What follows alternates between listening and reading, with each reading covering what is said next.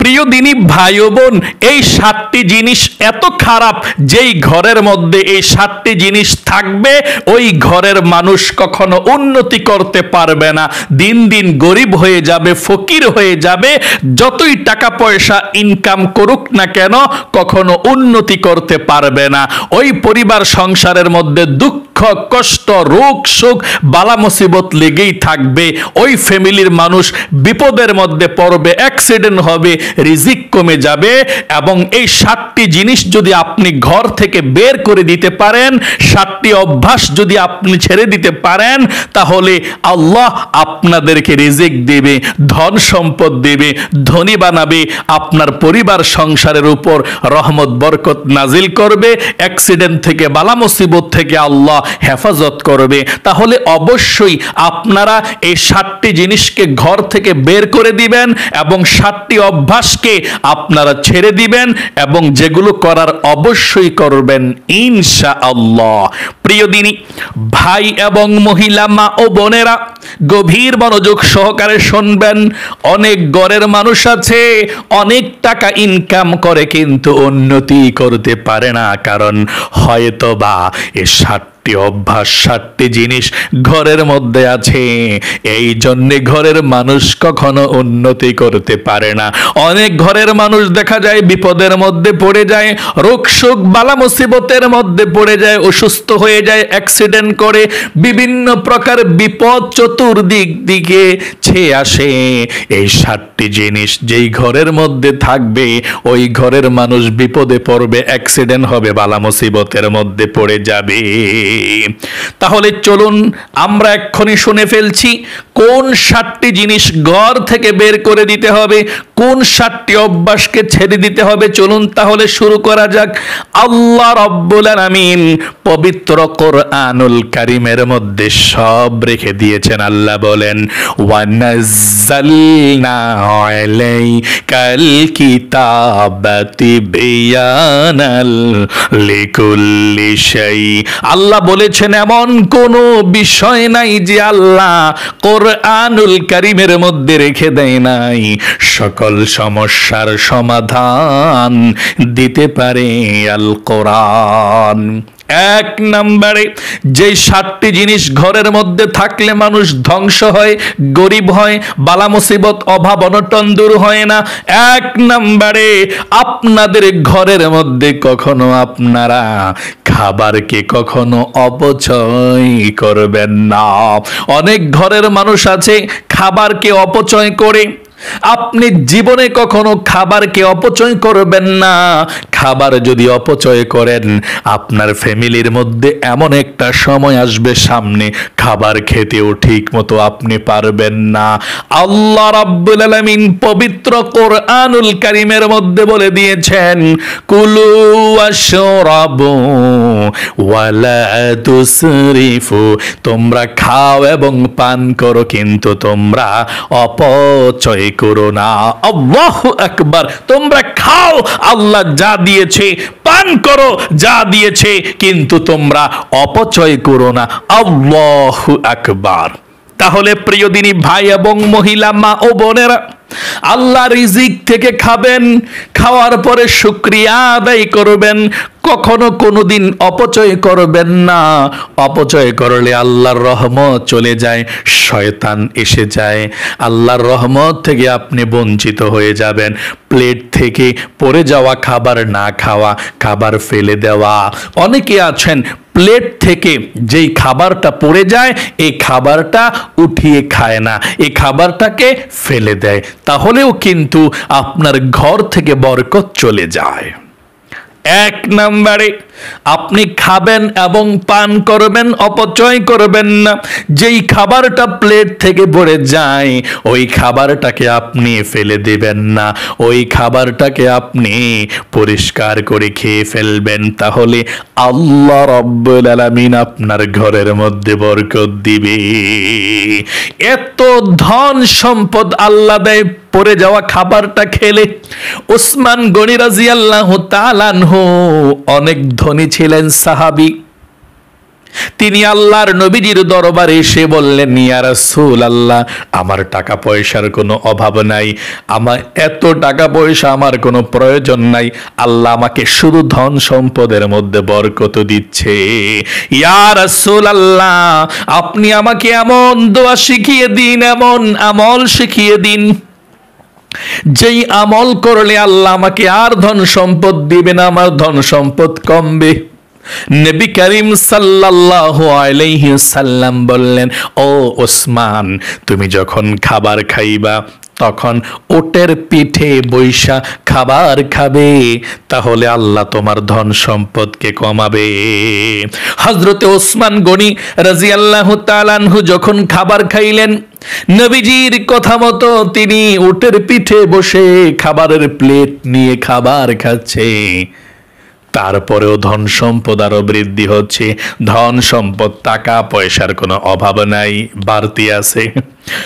পেরেশানির মধ্যে পড়ে গেলেন, চিন্তার মধ্যে পড়ে গেলেন, হায় রে, নবীজি আমাকে আমল দিয়েছে তারপরেও ধন সম্পদ কমে নাই, তাহলে কি আমার আমল করা হয় নাই নাকি?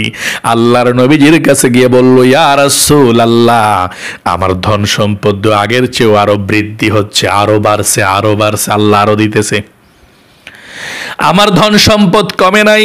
নবী করিম সাল্লাল্লাহু আলাইহি ওয়াসাল্লাম বললেন, ও উসমান, আমি যে তোমাকে উটের পিঠের মধ্যে বসে খাবার খেতে বলেছি, তুমি উটের পিঠের মধ্যে বসে খাবার খাওনি, খাবার খেয়েছো কিনা বলো।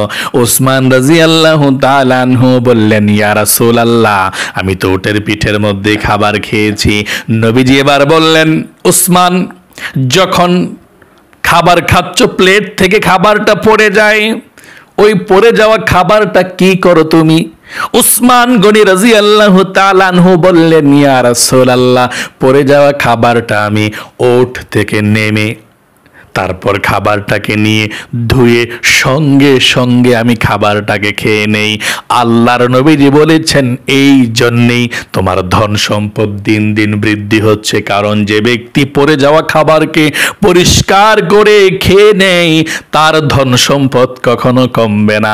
আপনারাও এই জন্যে প্রিয়দিনী ভাই এবং বোনেরা, যখনই খাবার খাবেন আপনি দস্তরখানা বিছিয়ে খাবার খাবেন, যখনই খাবারটা পড়ে যাবে দস্তরখানায় আপনি খাবারটাকে খেয়ে নেবেন। পড়ে যাওয়া খাবার যদি না খান তাহলে বরকত আপনার ঘরে থাকবে না, আস্তে আস্তে চলে যাবে। এই জন্যে যেই খাবারটা পড়ে যাবে ওই খাবারটাকে আপনি উঠিয়ে খাবেন ইনশাআল্লাহ।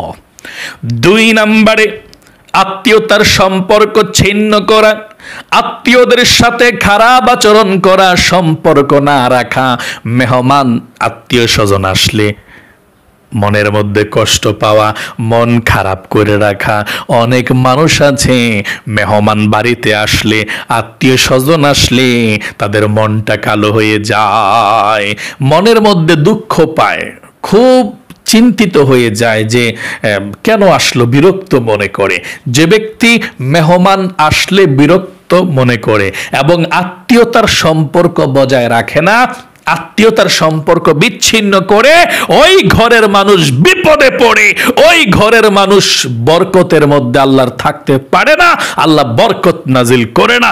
মেহমান আপনার বাড়িতে আসে বরকত নিয়ে, রিজিক নিয়ে, এবং মেহমান যদি আসলে আপনি মনের মধ্যে যদি আপনি হিংসা বিদ্বেষ রাখেন, অনীহা রাখেন, আপনি বিরক্ত মনে করেন, তাহলে আপনার ওই ফ্যামিলির মধ্যে কখনো বরকত হবে না, আল্লাহ রিজিকের মধ্যে বরকত দিবে না, উঠে নেবে বরকত। তাহলে প্রিয় দিনী ভাই এবং মহিলা, মা ও বোনের, 2 নম্বরে জানলেন, মেহমান যদি কখনো আপনাদের বাড়িতে আসে আপনি খুশি হবেন, মনের মধ্যে কখনো বিরক্তির ভাব নিয়ে আসবেন না। মেহমান আসলো মানে বাড়িতে বরকত নিয়ে আসলো, এবং আত্মীয়তার সম্পর্ক কখনো বিচ্ছিন্ন করবেন না। নবীজি বলেছেন, আত্মীয়তার সম্পর্ক বিচ্ছিন্ন করলে আল্লাহ জান্নাতের রাস্তা কেটে দেয়, জান্নাতের মধ্যে প্রবেশ করতে পারবেন না।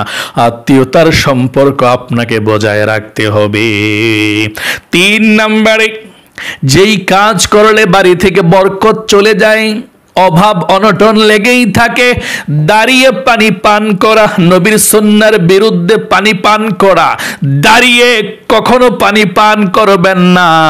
অনেক মানুষ আছেন যখনই পানি পান করে দাঁড়িয়ে পানি পান করে, বসে পানি পান করে না, আবার বাঁ হাতে পানি পান করে ডান হাতে পানি পান করে না। এমন নবীর বিরুদ্ধে, সুন্নতের বিরুদ্ধে কাজ অনেক মানুষ করে থাকে। এই জন্য আপনি যখনই পানি পান করবেন বসে পানি পান করবেন, নবীর সুন্নাহ অনুযায়ী পানি পান করবেন। বসে তো পানি পান করবেন, কিন্তু পানি পান করার সুন্নত 5টা আছে, একদম সহজ সুন্নত। এই সুন্নতরা যদি আপনারা পালন করতে পারেন নবীজি খুশি হয়ে যাবে, অসংখ্য অগণিত সওয়াব আপনি পেয়ে যাবেন। পানি খাওয়ার সুন্নতরা কি? আপনি 1 নাম্বার সুন্নত, আপনি বসে পান করবেন পানিটা। 2 নাম্বার সুন্নত, পানিটাকে দেখবেন পানির মধ্যে ময়লা আছে কিনা। 3 নাম্বার সুন্নত, পানি পান করার প্রথমে আপনি শুরুতে বিসমিল্লাহির রহমানির রহিম বলে পান করবেন। 4 নাম্বার সুন্নত, পানি পান করবেন 3 শ্বাসে, 3 ঢোকে। তারপর 5 নাম্বার সুন্নত, পানি পান করার পরে আপনি আলহামদুলিল্লাহ বলে আল্লাহর শুকরিয়া আদায় করবেন। তাহলে প্রিয় দিনী ভাই এবং মহিলা, মা ও বোনেরা, দাঁড়িয়ে পানি পান করলে আল্লাহ রাব্বুল আলামিনের বরকত চলে যায়, রিজিকের মধ্যে বরকত থাকে না। আল্লাহ রাব্বুল আলামিন বরকতকে উঠিয়ে নেয়। 5 নম্বরে নামাজ না পড়া। যদি পরিবারের কোনো মানুষ নামাজ ছেড়ে দেয়, নামাজ না পড়ে, আল্লাহ রাব্বুল আলামিন ওই ঘর থেকে রহমতকে, আল্লাহ রাব্বুল আলামিন বরকতকে উঠিয়ে এনে রিজিককে উঠিয়ে নেয়। এই জন্য আপনার ঘরের সব মানুষ যেন 5 ওয়াক্ত নামাজ পড়ে। আপনি এটা লক্ষ্য রাখবেন, আপনার ঘরের মানুষ যাতে 5 ওয়াক্ত নামাজ কখনো ছেড়ে না দেয়। যেই ঘরের মানুষ নামাজ ছেড়ে দেয়, আল্লাহর বরকতকে ওই ঘর থেকে আল্লাহ উঠিয়ে দেয়। ওই ঘরের মধ্যে অভাব অনটন আল্লাহ দিয়েই রাখে, ওই ঘরের মানুষ বিপদের মধ্যে পড়ে যায়। এই জন্যে আপনারা অবশ্যই আপনার ঘরের মানুষ, আপনি নামাজ পড়বেন 5 ওয়াক্ত। আপনার ঘরের ছেলে মেয়ে, স্ত্রী, পরিবার পরিজন সবাই 5 ওয়াক্ত নামাজ পড়ে কিনা সেটাও কিন্তু আপনি লক্ষ্য রাখবেন। 5 ওয়াক্ত নামাজ আপনাকে সঠিক সময় সঠিকভাবে পড়তে হবে, সবার খোঁজখবর আপনি নেবেন। 5 নম্বরে দাঁড়িয়ে প্রস্রাব করবেন না কখনো। অনেক মানুষ আছে দাঁড়িয়ে প্রস্রাব করে। আহারে, নবীর বিরুদ্ধাচরণ করো, নবীর সুন্নতের পরিপন্থী কাজ করো। তুমি ধনী হতে চাও, তুমি রিজিকে বরকত চাও, তুমি অন্তরে শান্তি চাও, কখনো পাইবা না। অন্তরে যদি শান্তি পাইতে চাও, রিজিকে যদি বরকত পেতে চাও, তাহলে বসে প্রস্রাব করবা, দাঁড়িয়ে কখনো প্রস্রাব করবে না। এবং অজু অথবা গোসলের জায়গায় কখনো প্রস্রাব করবেন না। যেই জায়গাতে অজু করবেন, যেই জায়গাতে গোসল করবেন, আপনি সেই জায়গাতে কখনো আপনি অজু গোসলের স্থানে প্রস্রাব করবেন না, নাপাক করবেন না। এখন বলতে পারেন, হুজুর আমরা তো গোসল করি গোসলখানায়, বাথরুম গোসলখানা একসঙ্গে, তাহলে কি আমরা সেখানে গোসল করতে পারবো না? অবশ্যই পারবেন। আপনার গোসলের জায়গার মধ্যে আপনি প্রস্রাব করবেন না। যেখানে প্রস্রাব পায়খানা আছে বাথরুমের মধ্যে, গোসলখানায় বাথরুমের জায়গায় বাথরুম, প্রস্রাবের জায়গায় প্রস্রাব, আর যে জায়গাতে গোসলের জায়গা, অজুর জায়গা, ওই জায়গাতে আপনি প্রস্রাব করবেন না কখনো। আপনার ঘরের যারা আছে সবাইকে নিষেধ করে দিবেন, ভুলেও যাতে এই গোসলের জায়গার মধ্যে প্রস্রাব না করে, তাহলে কিন্তু অভাব ঘর থেকে দূর হয় না। তাহলে প্রিয় দিনী মহিলা, মা বোনেরা, ভাই বোনেরা, সকলকে বলছি দাঁড়িয়ে কখনো প্রস্রাব করবেন না, এবং অজু এবং গোসলের স্থানে কখনো প্রস্রাব করবেন না। 6 নম্বরে মা বাবাকে জীবনে কখনো কষ্ট দিবেন না। অনেক মানুষ আছে মা বাবাকে কষ্ট দেয়। মা বাবাকে যদি কোনো সন্তান কষ্ট দেয়, আল্লাহ রাব্বুল আলামিন অসন্তুষ্টি হয়ে যায়। আল্লাহ নারাজ হয়ে যায়, আল্লাহ ওই পরিবারের মানুষকে পছন্দ করে না, আল্লাহ ভালোবাসে না, আল্লাহ রব্বুল আলামিনের রহমত তাদের উপরে নাজিল করে না। মা হচ্ছে, বাবা হচ্ছে জান্নাতের একটি দরজা, জাহান্নামের একটি দরজা। যে ব্যক্তি মার সঙ্গে বাবার সঙ্গে ভালো ব্যবহার করে জান্নাতের দরজা খুলে দেয়, আবার মার সঙ্গে বাবার সঙ্গে কোনো সন্তান খারাপ ব্যবহার করলে জাহান্নামের দরজা খুলে দেয়। এই জন্যে মার সঙ্গে বাবার সঙ্গে কখনো কোনোদিনও খারাপ ব্যবহার করবেন না। মার দিকে যদি কোনো সন্তান নেক নজরে তাকায়, আমার আল্লাহ রাব্বুল আলামিন একটি কবুল হজের সওয়াব আমলনামার মধ্যে লিখে দেয়। সকলে বলি সুবহানাল্লাহ। কবুল হজের সওয়াব আল্লাহ আমলনামার মধ্যে লিখে দেয়। এই জন্যে আপনি মা বাবার সঙ্গে কখনো কোনো সময় বেয়াদবি করবেন না। মার চেহারার দিকে মায়ার নজরে, দয়ার নজরে তাকিয়ে থাকবেন। নবীজি এই কথা বলার পর সাহাবায়ে কেরাম একজন বলল, ইয়া রাসূলুল্লাহ, আমি যদি আমার মার দিকে 100 বার দৈনিক তাকাই 100টি হজের সওয়াব আল্লাহ দিবে? নবীজি বলেছেন, অবশ্যই 100টি হজের সওয়াব আল্লাহ তাআলা তোমাকে দিয়ে দিবে যদি মার দিকে তুমি নেক নজরে তাকাও। আল্লাহু আকবার। যদি কেউ মার সঙ্গে খারাপ ব্যবহার করে আল্লাহ বরকতকে উঠিয়ে নেয়, ধনী থাকলেও গরিব হয়ে যাবে, ফকির হয়ে যাবে। 7 নম্বরে সর্বশেষ, দরজা জানালা আল্লাহর নামে বন্ধ করা। রাতে বিসমিল্লাহ পড়ে দরজা জানালা বন্ধ না করলে শয়তান প্রবেশ করে ঘরের মধ্যে। আপনি বিসমিল্লাহ বলে রাত্রে দরজাটা বন্ধ করবেন, জানালাটা বন্ধ করবেন। যেই ঘরের মানুষ বিসমিল্লাহ বলে দরজা বন্ধ করে না, জানালা বন্ধ করে না, তাহলে ওই ঘরের মধ্যে শয়তান থাকে। শয়তান বলে আজকে এই ঘরের মধ্যে আমরা থাকবো। এবং যখনই খাবার খাবেন বিসমিল্লাহির রহমানির রহিম বলে খাবার খাবেন, তাহলে আপনাদের ঘরের মধ্যে শয়তান আসতে পারবে না।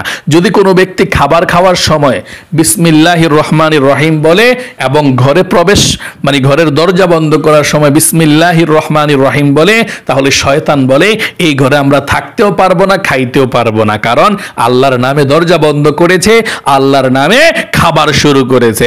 আর যেই মানুষ ঘরের মধ্যে আসলো, দরজা বন্ধ করলো, বিসমিল্লাহ বলল না, খাবারের শুরুতে বিসমিল্লাহির রহমানির রহিম বলল না, শয়তান বলে এই ঘরের মধ্যে আমাদের থাকারও ব্যবস্থা হয়েছে, খাবারেরও ব্যবস্থা হয়ে গিয়েছে। নাউজুবিল্লাহ। তাহলে যেই ঘরে শয়তান থাকে, শয়তান খায়, ওই ঘরের মানুষ কখনো উন্নতি করতে পারে না। যতই ইনকাম করুক ফকির হয়ে যাবে, গরিব হয়ে যাবে। তাহলে প্রিয় দিনী ভাই এবং মহিলা, মা ও বোনেরা, আশা করি সুন্দর করে বুঝতে পেরেছেন। এই 7টি জিনিস আপনাদের ঘর থেকে বের করে দিবেন। 7টি অভ্যাস থাকলে আপনারা ভুলে যাবেন এই অভ্যাসগুলো থাকলে আল্লাহ রাব্বুল আলামিন কখনো আপনাদেরকে ধন সম্পদ দিবে না, আপনাদেরকে ধনী বানাবে না। আল্লাহ আপনাদের সকলের ঘর থেকে অভাব অনটনগুলোকে দূর করে দেয়, রিজিকে বরকত দেখ, অভাবকে দূর করুক, ধন সম্পদ দান করুক। সকলে কমেন্ট বক্সের মধ্যে লিখবেন আমিন এবং ভিডিওতে একটি লাইক দিবেন। যারা কমেন্ট বক্সের মধ্যে আমিন লিখেছেন, ভিডিওতে একটি লাইক দিয়েছেন, আল্লাহ তাদেরকে তুমি কবুল করো, মঞ্জুর করো, জীবনে একবার মক্কা মদিনায় নাও, লক্ষ লক্ষ টাকার মালিক বানাও। আমিন। আজ এ পর্যন্তই, আবারও অন্য কোনো ভিডিওতে দেখা হবে ইনশাআল্লাহ। সেই পর্যন্ত আপনাদের সকলের সুস্বাস্থ্য আল্লাহর কাছে কামনা করে আজ এখানে বিদায় নিচ্ছি। আসসালামু আলাইকুম ওয়া রাহমাতুল্লাহি ওয়া বারাকাতুহু।